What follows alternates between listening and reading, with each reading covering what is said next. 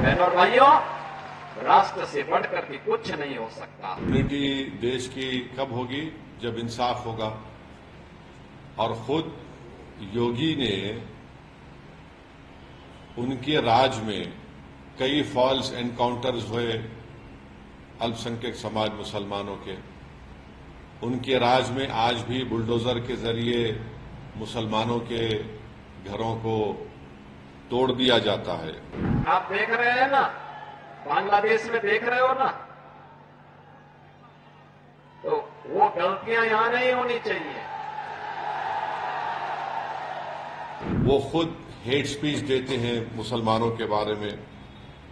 योगी ने खुद कहा था ठोक देंगे। राष्ट्र तब सशक्त होगा जब हम एक रहेंगे, नेक रहेंगे। ये सब बातें जो है ये इसलिए कर रहे हैं क्योंकि उनको नजर आ रहा है कि उन्हीं की पार्टी के लोग उनको हटाना चाहते हैं मुख्यमंत्री के पद से। कटेंगे तो कटेंगे, एक रहेंगे तो नेक रहेंगे।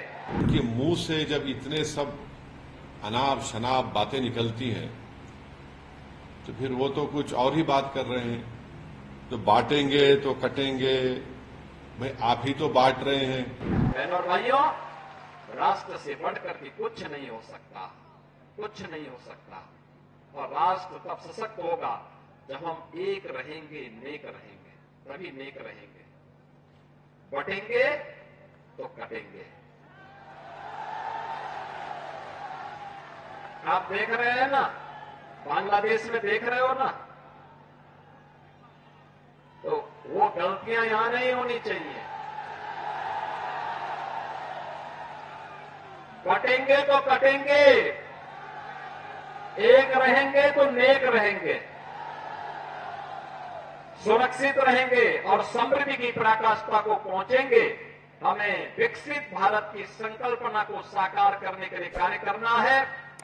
मैं एक बार फिर से राष्ट्रवीर दुर्गादास राठौर जी के इसी चरणों में कोटि कोटि नमन करते हुए, आज उनकी भव्य प्रतिमा यहां पे लगी है।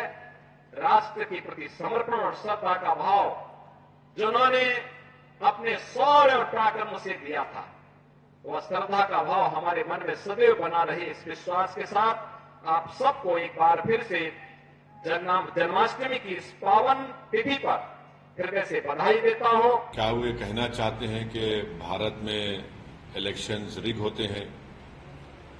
क्या वो ये कहना चाहते हैं कि नरेंद्र मोदी की सरकार इनस्टेबल है? और भारत को बांग्लादेश से वो क्यों कंपेयर कर रहे हैं? और क्या वो ये कहना चाह रहे हैं कि भारत की जनता देश की वफादार ना रहे बल्कि मोदी की वफादार रहे? और अगर नहीं करेंगे तो जिस तरह शेख हसीना ने बांग्लादेश में मासूम लोगों पर गोलियां चलवाई, क्या वो गोलियां चलवाएंगे? अब वो बात करते हैं देश की यूनिटी के बारे में। तो यूनिटी देश की कब होगी? जब इंसाफ होगा। और खुद योगी ने उनके राज में कई फॉल्स एनकाउंटर्स हुए अल्पसंख्यक समाज मुसलमानों के। उनके राज में आज भी बुलडोजर के जरिए मुसलमानों के घरों को तोड़ दिया जाता है।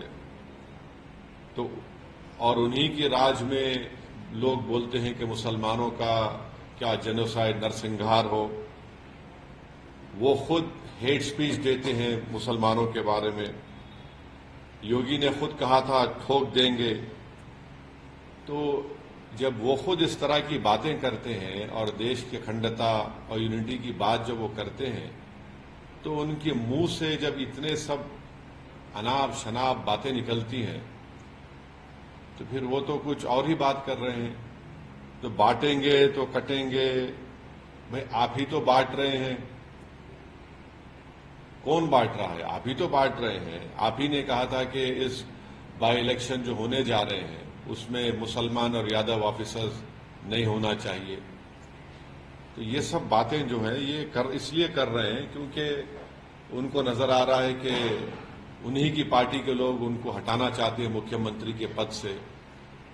तो शायद वो बीजेपी को कह रहे हैं कि बटेंगे तो कटेंगे, तो ये इनका इनसिक्योरिटी है, उनकी अनपॉपुलैरिटी है उत्तर प्रदेश में। और फिर वो भूल गए कि जब देश की अखंडता की बात कर रहे हैं तो जो डिफेंस की जमीन थी उन्होंने इंडस्ट्रियलिस्ट को दे दिया वहां पर।